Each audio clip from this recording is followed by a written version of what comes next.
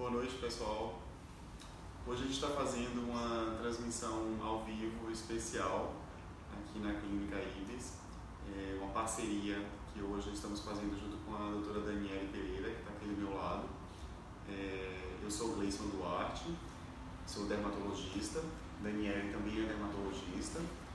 Nós fazemos parte do corpo clínico da Clínica Ibis, que é uma clínica que tem 4 especialidades, além da dermatologia, a reumato, a gastro e a neurologia.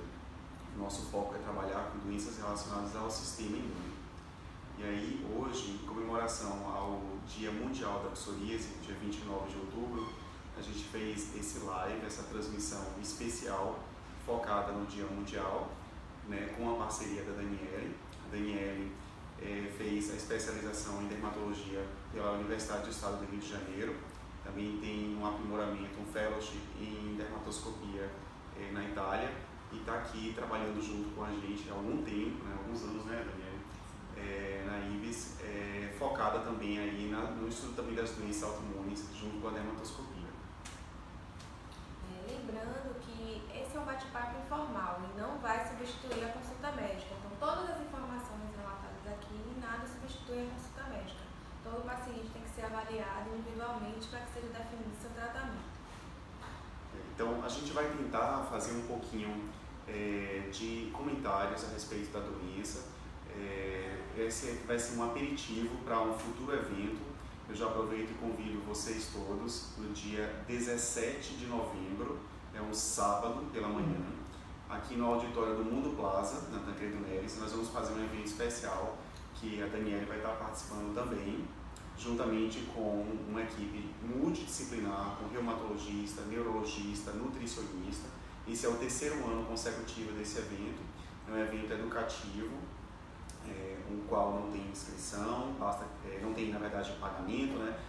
A inscrição é gratuita, é feita a inscrição pelo telefone da própria clínica, e esse então seria um aperitivo para a gente discutir frente a frente um pouco mais sobre a situação atual da psoríase no nosso país. Então, acho que a gente pode ir direto, né, para entrar no nosso assunto, né? Então, a gente vai fazer um comentário sobre psoríase. Por quê? Por que tem tanta importância falar dessa doença hoje, dia 29?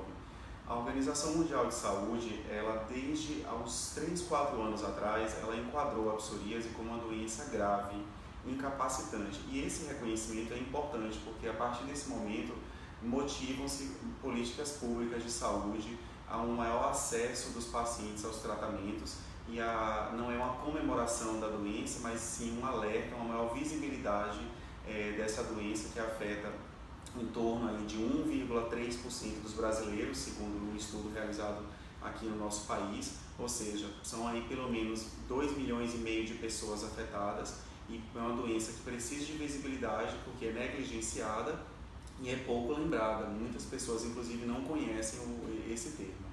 Então, essa é a nossa intenção, é divulgar um pouco mais dessas informações para a sociedade, que ainda precisa entender um pouco mais por que essa doença é tão importante.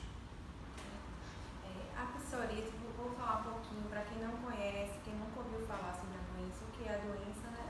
A psoríase é uma doença inflamatória da pele, ela não é contagiosa. As pessoas que desenvolvem a doença, elas já nascem com uma alteração na genética que predispõe a desenvolver. Então, entra em contato com alguns fatores, como infecção, ou estresse, ou contato com alguma medicação. E é a partir daí que se desenvolvem as lesões. E muitas pessoas, inclusive, vêm perguntando pra gente, né, essa doença é causada pelo estresse? Não sei se acontece isso com você. Sim, muitas vezes. Na verdade, a pessoa já nasce com a doença. Em algum momento da vida ela pode se desenvolver, e o estresse, na verdade, é só um fator que desencadeia a doença, mas não é que ela seja causada pelo estresse. Não se trata de uma doença psicossomática, né? Uma doença que é provocada pelo estresse, né? A gente tem que lembrar, inclusive, que a psoríase pode se aparecer muito precocemente na criança, né? Então, crianças, às vezes, ainda de fraldas, apresentam psoríase. Então, é errado a gente dizer que é uma doença secundária ao estresse, mas é uma doença que é agravada pelo estresse, né? Assim como há outros fatores também precipitantes ou agravantes, né? Acho que na conduta, no dia a dia, além desse entendimento de que não é contagiosa, de que não é uma doença psicossomática, que não é uma doença do estresse, uma das coisas que os pacientes mais perguntam é por que apareceu agora, se eu já tinha aquele gene, né?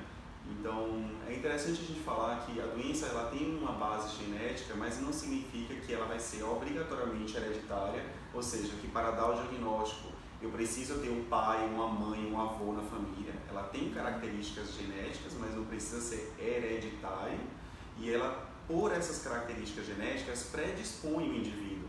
A predisposição não significa dar uma sentença. Ele pode ter o gene e esse gene nunca se manifestar, ou ele se manifestar muito tardiamente durante a vida, de acordo com a exposição a esses fatores ambientais, ou o indivíduo pode ter o gene e ficar realmente adormecido a vida inteira. Então, lembrar que é uma doença de base genética, mas que muitos fatores ambientais estão envolvidos. Um dos fatores ambientais, inclusive, que a Dani gosta muito de citar, é a questão da obesidade. Então, os pacientes que têm obesidade, que tem maior, principalmente aqueles que têm a gordura abdominal mais elevada, eles aumentam muito algumas substâncias inflamatórias e elas aumentam o risco de desenvolver a doença. Não é isso mesmo? A obesidade a gente entende hoje como não um problema meramente de acúmulo de gordura, como se as células de gordura estivessem ali paradas, né? Essas células que contêm gordura fabricam uma grande quantidade de substâncias que inflamam os nossos vasos, que estão presentes no nosso sangue. E como esse processo inflamatório está aumentado, não só a psoríase pode piorar, mas tanta substância inflamatória predispõe o indivíduo a outros problemas. Daí a gente tem a obesidade, a síndrome metabólica, maior chance de infarto, maior risco de disfunção erétil. Disfunção erétil é impotência. Tantas alterações que ocorrem no paciente da psoríase, principalmente no obeso, por conta do estado inflamatório persistente, crônico, que está ali presente nessa patologia, especialmente quando ela vem associada a excesso de peso. Além da obesidade, tem alguma outra coisa que te impacta muito assim, no dia a dia, para tratar o paciente da psoríase, que dificulta, que... Então, a gente precisa que os pacientes também tenham uma compreensão de que a psoríase é uma doença crônica e que eles precisam participar ativamente no tratamento. Então, assim, é comparecer às consultas, é fazer os exames com regularidade, é tomar a medicação da maneira prescrita, de forma adequada, ter atenção a esses outros fatores que desencadeiam a doença que precisam ser controlados, a dieta, o uso de bebida alcoólica, o tabagismo. Então, tem outros fatores também que contribuem para o desenvolvimento da doença que muitas vezes o paciente não controla. Você lembrou bem, dois fatores importantíssimos que a gente não pode deixar de falar: tabagismo, que é o consumo de cigarro, e o etilismo, que é o consumo de álcool. Esses são fatores claramente nocivos para o portador de psoríase e são fatores ambientais que a gente consegue modificar, né? Eu não consigo modificar minha genética, eu não consigo modificar o clima, porque no inverno tende-se a piorar, mas esses são fatores que a gente pode modificar. Então é interessante que a pessoa busque não só auxílio médico, mas também durante esse auxílio faça a sua parte, contribuindo, tentando evitar ao máximo esse consumo de cigarro, tentando evitar ao máximo o consumo de álcool, principalmente quando a gente usa medicações orais. Então, nesses casos, a restrição ainda fica um pouco maior. Então, a psoríase tem diversas medicações, né? Então, um pouquinho no tratamento, diversas medicações que podem ser utilizadas, mas nem sempre a gente tem acesso a elas. Então, a gente tem atualmente o metotrexato, que é uma das medicações que a gente utiliza de forma oral, tem um acesso cada vez mais restrito ao uso da cetretina, que é outra medicação que pode ser usada no tratamento. E tem as medicações de alto custo, que nem sempre a gente consegue iniciar para todos os pacientes. Numa visão ideal da psoríase, a gente poderia fazer todo o fluxo de tratamento, né? Existem tratamentos já preconizados pela Sociedade Brasileira de Dermatologia, existe um consenso, o qual a gente deve seguir, né, como dermatologistas. Nós temos um protocolo a seguir, não é uma coisa meramente imaginativa, né, ou de exercício criativo, eu tenho que seguir aquele consenso, né, e só que esse consenso ele tem tratamentos, muitas vezes, que são de alto custo e que nem sempre conseguem ser arcados. Então, muitas vezes é necessário que o paciente procure uma Secretaria de Estado para conseguir um medicamento oral. A fototerapia, a gente tem como um tratamento excelente para psoríases moderadas e graves, mas a gente tem pouquíssimas cabines de fototerapia. Ou seja, o tratamento é bom, ele é de poucos efeitos colaterais, mas tem pouco acesso. E no extremo dos tratamentos, né, quando eles falham, quando eles têm contraindicações ou dificuldade, nós temos os biológicos. E aí que a questão se complica mais, porque eles são drogas boas, eficazes, seguras, porém, por conta de terem alto impacto tecnológico, são de mais alto custo. E a dificuldade quando o paciente realmente precisa de um biológico, ou seja, as etapas anteriores foram vencidas, é de ter acesso, porque tanto no privado, né, quem tem os seus convênios, os operadores de saúde, quanto no público, é uma luta, é uma guerra para se conseguir. Parece que as coisas vão a melhorar, né? A gente teve atualmente... Recentemente foi aprovado, né, a liberação de algumas medicações biológicas para o sistema único de saúde e a gente aguarda que posteriormente também sejam incorporados na ANS, né, para o particular. O protocolo clínico de psoríase no SUS, ele teve recentemente a incorporação dessas drogas biológicas. Ou seja, o processo de incorporação leva meses até a disponibilização, não é uma coisa automática. E quando isso acontece no mercado, quando isso acontece no SUS, é muito comum de logo depois a mesma situação ser adotada no mercado privado. Então nós temos a expectativa aí nos próximos anos também temos a mesma questão de acesso mais facilitado aos imunobiológicos no caso das psoríases mais graves. Essa é uma questão, inclusive, que é bem recente, né? Isso não tem menos de um mês que aconteceu. Eu acho que foi muito na hora mesmo, no mês da psoríase, para a gente ter uma luta que já são 10 anos de tentativas aí de inclusão dessas drogas para o tratamento da psoríase no SUS e também no sistema de saúde suplementar, ou seja, nos convênios. Né? Acho que ainda tem outros pontos que a gente pode comentar em relação a dificuldades. Uma coisa que na minha prática, não sei na sua, é a dificuldade do paciente aderir. Ele tem muita vontade, muito desejo de ficar bom. Né? E por que não fica? Fala pra gente. Né? Então, o paciente ele tem que aderir ao tratamento e sabendo, né, como eu já falei, que é uma doença crônica. Ele interrompe o tratamento quando tem melhora das lesões, e isso pode voltar ao surgimento voltar à recidiva do quadro mesmo. E às vezes ele não melhora porque espera um resultado muito imediato. Quando a gente começa a tratar a doença, a gente tem que aguardar um período que é variável de paciente para paciente, para que tenha resposta ao tratamento. Às vezes o paciente começa a usar a medicação, com 2 semanas não melhorou, com 1 mês não melhorou, já quer abandonar o tratamento, já não se sente mais confortável em usar aquela medicação, sendo que ainda a gente tem tempo da ação da medicação. Então, não necessariamente ele vai responder tão rápido ou que vai demorar meses para responder. E até mesmo antes de começar o tratamento, em geral, eu já tenho dificuldade, porque eu solicito as medicações, o paciente leva 2 meses, 3 meses, 4 meses para aparecer. Né? Ou então tem tanta vontade de melhorar, mas aí quando a gente vai fazer o tratamento, demora a iniciar o tratamento. Já está tudo em mãos, mas tem uma dificuldade. Né? E tem um nome interessante para isso, né? Na psoríase se descobriu que há uma tendência a se negligenciar os cuidados, que chama alexitimia. Então você tem interesse em melhorar, mas na hora que você tem todas as cartas na mão para poder oferecer uma melhora, o paciente se negligencia, ele some, ele tem o exame, mas ele não tem a receita, mas ele não cumpre. E é interessante a gente lembrar que se a gente não faz o tratamento correto da psoríase, as outras comorbidades, as outras doenças que estão ali e que vêm em paralelo com a psoríase podem vir. Então não se trata meramente de eu querer limpar a pele e oferecer uma estética melhor. Eu estou querendo fazer um tratamento sistêmico para o paciente, né? Tratar a pele, todas as comorbidades que podem coexistir com a psoríase.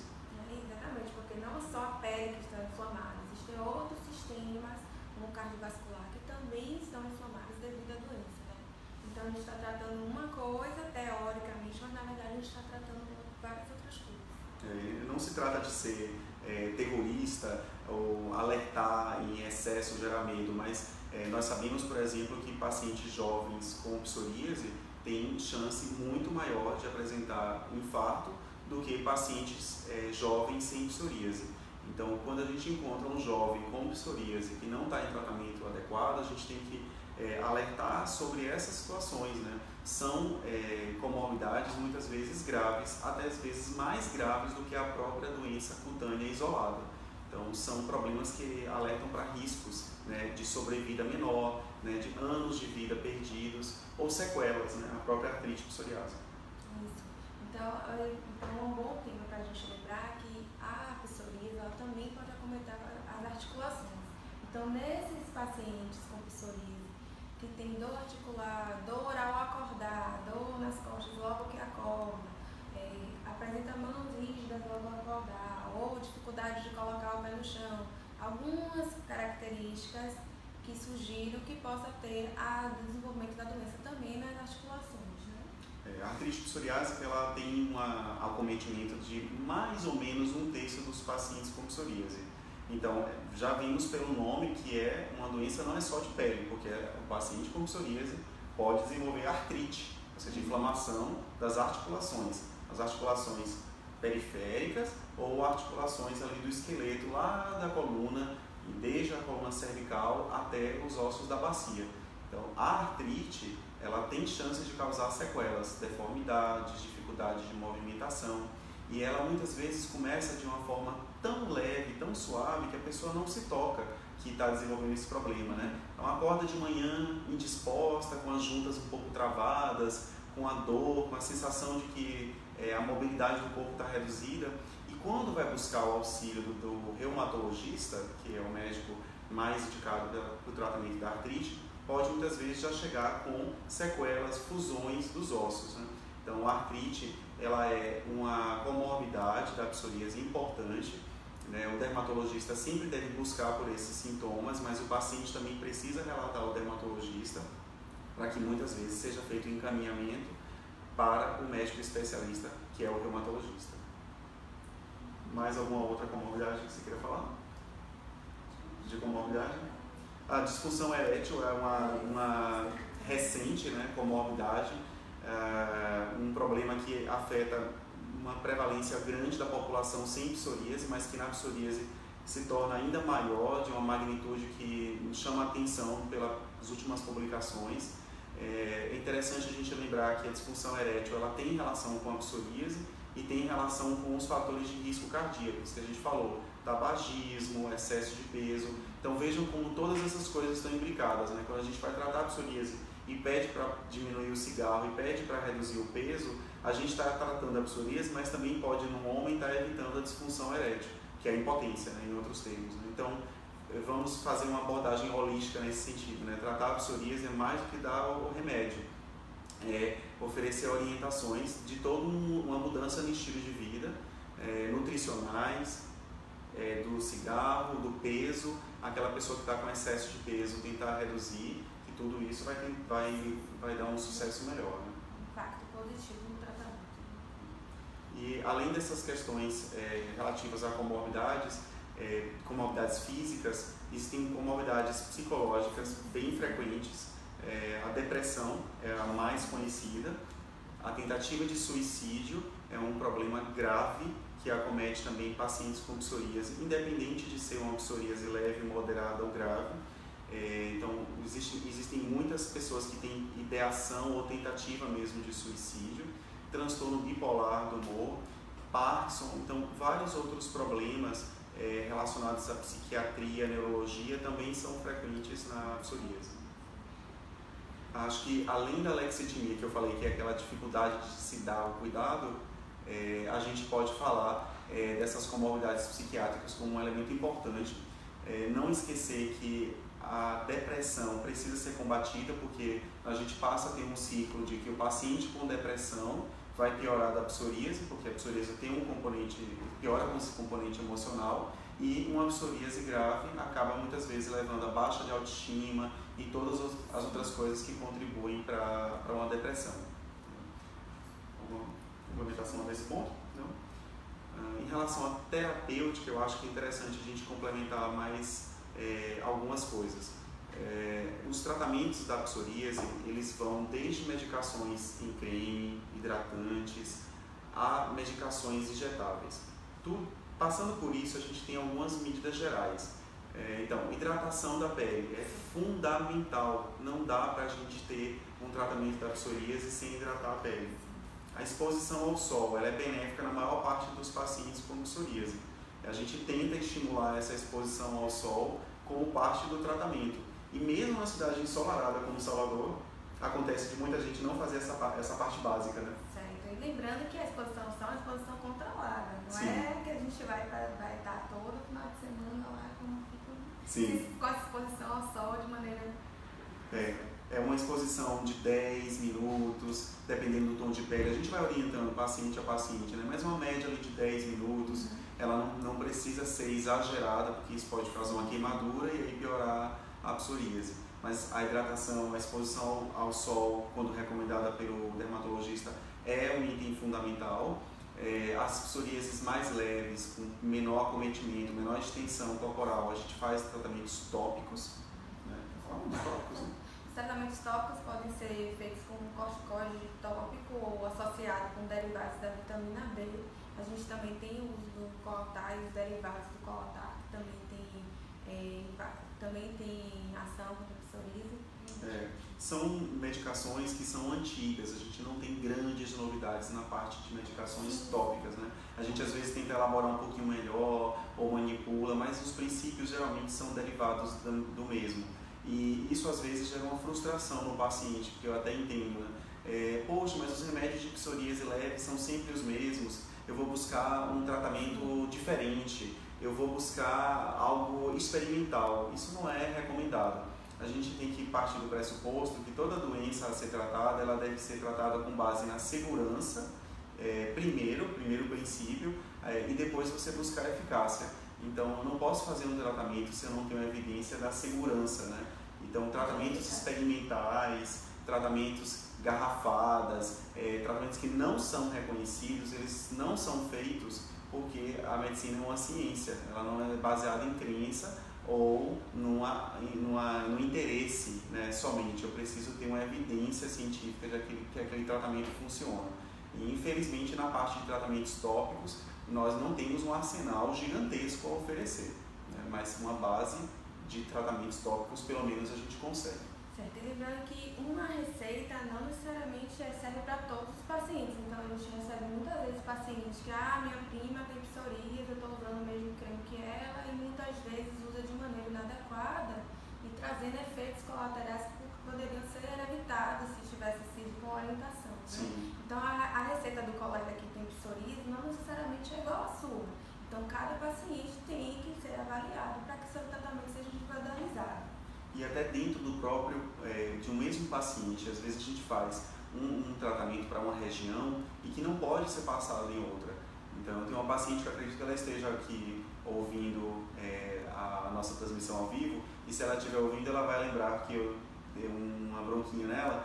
E o que aconteceu? Ela pegou o corticoide e passou no corpo todo, na mama. O que causou? Estrias. O corticoide era para ser utilizado somente nas regiões que eu tinha prescrito, mas como ela tinha lesões em outros locais, ela utilizou o corticoide, que tem uma resposta muito boa, em mamas, e ocasionou uma grande quantidade de estrias. Então a gente tem que utilizar a medicação na região que foi prescrita. Para uma mesma pessoa, nem sempre é o mesmo creme em todas as regiões. Então olha a problemática, né, causada, né, pelo uso do corticoide inadequado na região que não foi prescrita. E depois dos tratamentos tópicos, aqueles pacientes que não são respondedores ou que têm uma psoríase mais grave, com acometimento mais extenso, aí a gente pode iniciar o uso das medicações orais. Isso. Ou a fototerapia. Aqui a gente tem pouca disponibilidade de fototerapia, mas existem centros, a gente tem que sempre prestar atenção na qualidade do centro que está sendo feito, né? Porque a fototerapia tem a cabine adequada, com as roupas adequadas, um rigor de aferir, né, o uso adequado. Então não é qualquer lugar que diz eu faço fototerapia para psoríase que está fazendo fototerapia para psoríase da maneira que deve ser feita. Não só para psoríase, como outras doenças dermatológicas. psoríase precisa de calibração, precisa de acompanhamento com um especialista em dermatologia, entender por que aquela doença está sendo tratada. E o maior problema hoje eu acho que é a disponibilidade, né? Poucos locais que oferecem fototerapia, mas nós temos o privilégio em Salvador de ter alguns desses locais, porque no estado da Bahia a carência é maior, é gravemente maior. As medicações sistêmicas, nós já comentamos a dificuldade de acesso de algumas delas, algumas são de baixo custo, e das medicações biológicas vem tendo um crescimento grande dessas drogas. Então nós já temos aí por volta de 8 biológicos aprovados para o tratamento da psoríase. Esses são reservados para casos mais graves, em que os tratamentos convencionais sistêmicos eles falharam, tiveram contraindicação, ou não tiveram a disponibilidade, por exemplo, a falta de fototerapia, falta de outra medicação. Então são medicações reservadas mais para esses últimos estágios da terapêutica. Algo a acrescentar mais? Então, eu gostaria de relembrar que nosso evento é dia 17 de novembro, no telefone da IBIS 3012-3755. Vocês podem se inscrever gratuitamente. Vai ser um evento multidisciplinar. Além da Daniela e eu vamos estar falando da psoríase novamente, nós vamos ter a participação de 2 reumatologistas, nutricionista e neurologista, falando sobre estresse, insônia, todas as dificuldades que são paralelas à doença. É um evento que é muito acolhido pelos nossos pacientes, que é uma gratidão, um retorno bem interessante, né? Os elogios que o evento são cada vez maiores, e acho que vocês vão gostar. Então convido novamente para participarem dia 17 de novembro aqui no auditório do Mundo Plaza, mas façam a inscrição pelo telefone 3012-3755 antes do evento. Um momento de aprender mais sobre a doença, um momento de compartilhar a experiência com outros pacientes. Então é sempre, todo ano, é um evento muito bom, com retorno muito bom para a gente e para os pacientes também. Educação e partir para a ação, para a gente não ficar só achando que tratamento vai ser uma medicação, uma pílula que vai resolver todos os problemas. É educar-se, e também a educação vale para buscar direitos, né, que é o que nós estamos fazendo aí nos últimos 10 anos e que estamos conseguindo agora com um pouco de atraso. Então eu queria agradecer, Daniele, por estar aqui. Vamos com certeza ter mais eventos como esse. E deixar à disposição de vocês para dúvidas, porque o canal continua vigente aí, tanto no Instagram quanto no Facebook. E em momentos oportunos a gente vai respondendo essas dúvidas que poderão surgir. Obrigada. Então, obrigado a todos, uma boa noite e até breve no evento. Até mais.